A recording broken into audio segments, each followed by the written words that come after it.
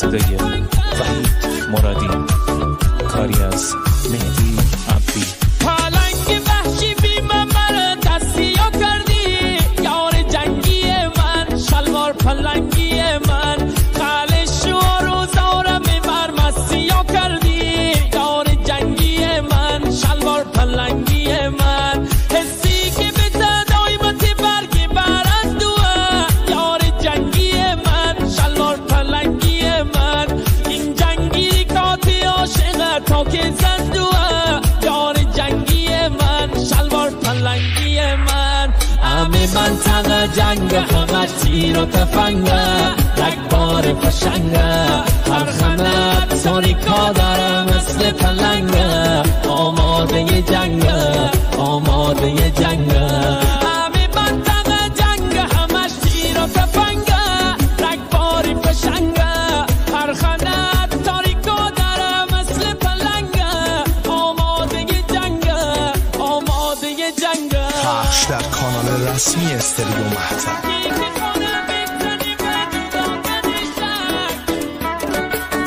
sevidmusic.com.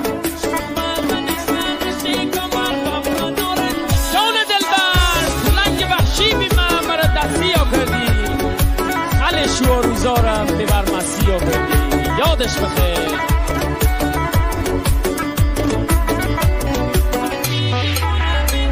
هر کی که خانه بزنی و جدا کنی شک، یار جنگی من، شلوار پلنگی من، شما من خانه کمر و من نارنجک، یار جنگی من، شلوار پلنگی من، همه دوننه که هستیم اول و آخر، یار جنگی من، شلوار پلنگی من، کسش دست رک زمان نکندی باور، یار جنگی من، شلوار پلنگی من.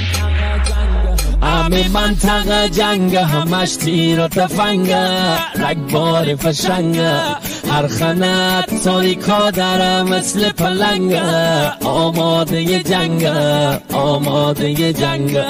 همه منطقه جنگ همش تیر و تفنگه، رگبار فشنگه، هر خنت ساریکا داره مثل پلنگه، آماده جنگه، آماده جنگه.